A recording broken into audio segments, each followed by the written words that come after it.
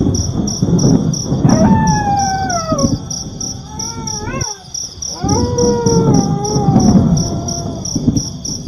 had just turned 17, and life felt like a constant balancing act between school, family, and my desperate need for money. College fees loomed over my head like an unshakable shadow, and I needed a job, any job, that could help me keep moving forward. I wasn't picky, I just needed the money.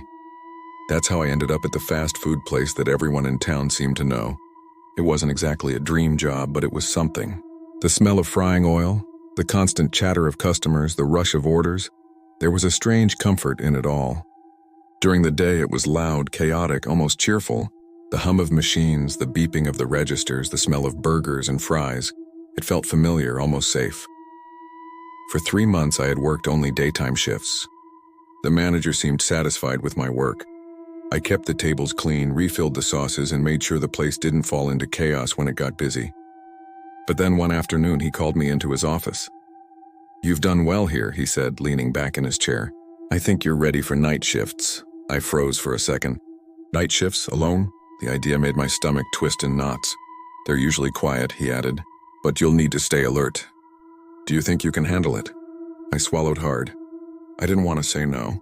I needed this job. Yeah, I can do it," I said. He smiled, a little too knowingly, and handed me a schedule. "You start this Saturday. Midnight to 5. Don't be late." I nodded, trying not to let the fear show on my face. Saturday night arrived faster than I expected. I drove to the restaurant under a sky so dark it swallowed the streetlights. The empty roads felt strangely oppressive, and I found myself gripping the steering wheel a little too tightly. By the time I parked and walked inside, the building felt completely different from its daytime self. Inside, the fluorescent lights flickered faintly, casting uneven shadows across the counters. The usual chatter was gone. No customers, no laughter. Just the hum of the refrigerator and the distant rumble of the fryers. The manager gave me a long list of tasks before leaving. Refill condiments, clean tables, sweep and mop the floors, restock cups, and make sure everything was orderly. Then he left. The sound of the front door closing echoed behind him, and suddenly I was alone. I took a deep breath and tried to focus on my work. I had a lot to do, and keeping busy would distract me from the creeping unease that settled over the empty restaurant. At first, the night passed slowly, but without incident. I cleaned tables, swept floors, and refilled ketchup, mayonnaise, and barbecue sauce bottles. But as the hours crept by, the silence began to weigh on me. Every creak of the floorboards, every hum of the appliances seemed louder than it should have. By 2 a.m., no customers had come in, and I realized the place was unnaturally quiet. I tried to focus on my tasks, arranging cups and wiping tables, but then I noticed something out of the corner of my eye. A dark shape near the front window. I froze. It was just my imagination, I told myself. There was no one outside at this hour. But the feeling of being watched didn't leave me. My hands shook slightly as I tried to ignore it, convincing myself I was just tired. At first, I tried to convince myself I had imagined it. A trick of the shadows. A reflection of the lights inside, or maybe just my tired mind playing cruel games. I focused on the tasks in front of me, arranging coffee cups in neat rows, wiping down sticky tables, and mopping streaks into the tile floors. But the feeling didn't go away. Every so often I would catch movement in the corner of my vision. A shadow shifting outside the window, just a little too defined, a little too deliberate. My heart started to race. I tried to rationalize it. "It's nothing," I whispered to myself. "Just a branch, a bag caught on the wind, or a passing cat." I refused to look again. I kept my head down, hands moving mechanically, trying to will the unease away. But then came the sound, subtle at first. A soft tapping on the window, a scrape like nails dragging across glass. I froze. My eyes darted toward the window. At first I thought I was seeing things, but then I saw it. A black shape, tall and unnervingly still, staring at me.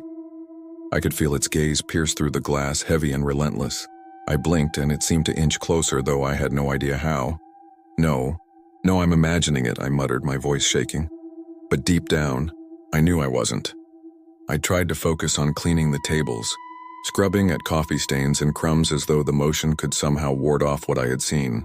I told myself the hours would pass quickly. that soon the manager would return and everything would feel normal again. Then came the whisper. It wasn't human. It was low, guttural, almost like a voice carried on the wind. I can see you.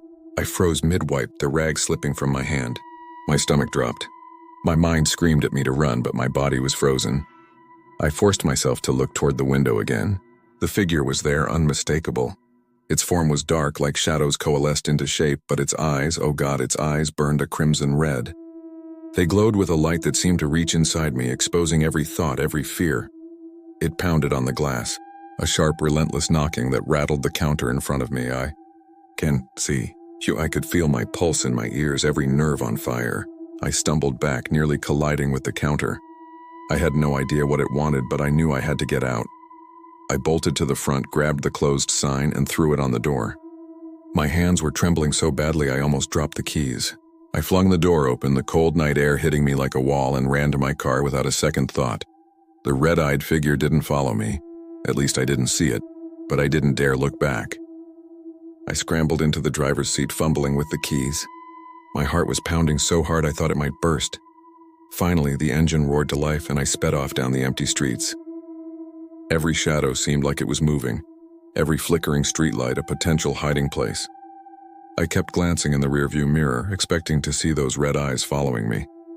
By the time I reached home, my hands and legs were shaking uncontrollably. I called my manager and told him I was feeling sick and had to go home. He didn't question me, and I didn't tell him what had actually happened. I knew he wouldn't believe me. That night I couldn't sleep. Every creak in the house made me jump, every shadow seemed alive. I kept expecting it to appear outside my window. Even now, years later, I still catch myself glancing at darkened corners, expecting those red eyes to stare back at me. I never returned for another night shift. I didn't care if I lost the job.